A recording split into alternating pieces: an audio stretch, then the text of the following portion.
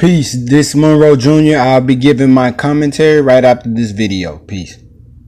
My dad just came and he was very happy, you know, like the cops that they beat you, they're being arrested and they're gonna press charge to them, and I was, oh wow, they're moving pretty fast, and I was like, yeah, they're moving pretty fast. So it was a good news. Actually, it's a good news for me, and actually I would like them to apologize, you know, to me, because they never told me that they were police officers, you know, and I serve like they serve too, if they serve. I mean.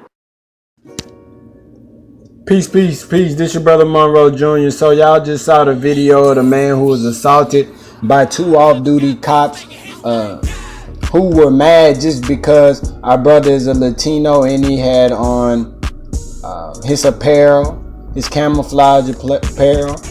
And man, you notice with these white supremacists, they such cowards. They always roll in pairs or in a group before they want to get down. It's never one-on-one with a white supremacist. And these two guys were terminated supposedly by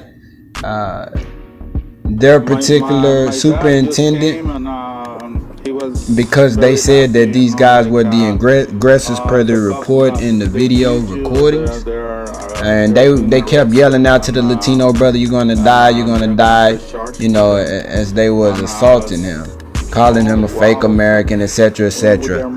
I'm gonna roll a clip of the Honorable Minister Louis Farrakhan talking about this part of Texas, how it used to be Mexico, how our Latino family used to be against slavery. They are our real brothers and sisters, and that history is really hidden. So I'm gonna go ahead and roll the clip. Peace. Police officers, you know, and I serve. They say there are 12 million undocumented aliens. They're frightened. Mexicans becoming politically active, economically strong. Now they take little Mexican babies that were born in America, send them back, deport them, send the mother back with them if the mother wants to go. If the mother was undocumented, the child was born in America. Well, you say, okay, what should we do? See, you want to punish the ones who come across the border, but I don't read where you're punishing the manufacturers that use cheap Mexican labor. I don't see you being hard on corporations that have fled the country and put manufacturing in the hands of cheap labor overseas. Millions of manufacturing jobs have been lost, over 7 million manufacturing jobs by ceding manufacturers to cheap labor markets overseas. That's traitorous to the country. See, you got to call it like it is. Is money more valuable than the sovereignty of a nation? See, this is our America now. We got to say something about this. Now the borders have to be sealed because you don't have employment for the millions that you do have. But if you seal the border, you should make a track for everyone that's here to become a citizen. Now, why do I say that? See, you got to go to the root. That's what radical means. Go to the root of the problem. I wish, do you have upstairs that map of what Mexico looked like before white folks took it?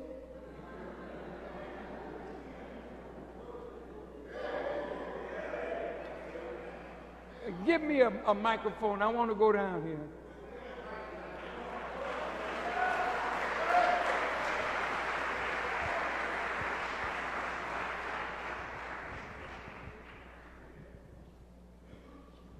Testing. Oh, yeah. Yeah. This was Mexico. See? Texas was a part of it. New Mexico was a part of it. Nevada, Arizona, California, part of Colorado, part of Wyoming, part of Utah. That was Mexico. Well, how did we get it? I use we, but it ain't me. It ain't us. We're not a part of the crooks that belonged to Adam, the first crook. But look at this. Here in Texas, this was Mexico.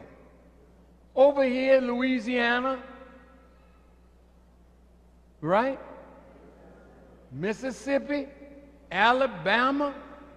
See, this is slave states all up in there. So Mexico wanted to populate some of the northern part of Mexico, so they allowed the Americans to come in. See, that's how it starts. Come in. You let them come in before, and you lost everything, right? All right, you let them in. So the whites came in, then they began to bring their cousins in, their uncles. Before you know it, they wanted to bring slavery in. The Mexicans did not approve of slavery. What? Mexicans didn't approve of slavery? No, they didn't. So the whites, in order to get around that law, they called them indentured servants for life.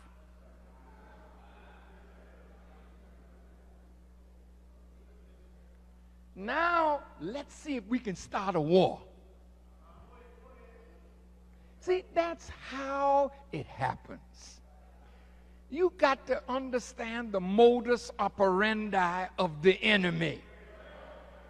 He comes in, he makes trouble. Then he starts a war. Then he takes what he had in his mind all along by superior military strength. How did we get Puerto Rico? How did we get Cuba? How did we get the Philippines? A lie was told. A ship got blown up in Havana Harbor. The ship was called the Maine. And that led to the Spanish-American War. And after America won the war, Cuba was ours, Puerto Rico, the Philippines. So a war started over here. And Americans won. They went all the way down to Mexico City. In the treaty that was signed, I think it's called the Treaty of Guadalupe Hidalgo.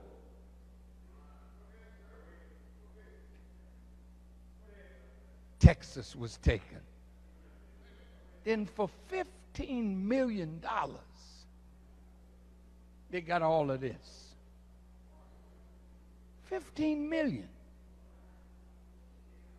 So the Mexicans that were living here, you could stay. Isn't that nice? Or you could retreat below the border, but the border of America and Mexico now was the Rio Grande. Now here comes some Mexicans. You open the door. This is the land of promise. This is the land of opportunity. So they come. Well, that's good. hard workers. They work in the fields,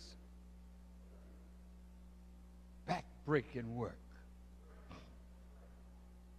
But they do it. And they've made America their home. Close the door, but give them all a chance to be citizens. Now wait, don't use them. See, the path to citizenship, join the army. Hey, hey, hey, hey! What the hell is that? See, you just like ancient Rome. You conquer people. You don't want to fight for your own country, so you bring immigrants in, and the pathway to citizenship is you put them in the army, then send them to die, and if they live, then they can say, my country, 'tis of thee, sweet land of slavery. Of thee I sing. See, this is rough talk.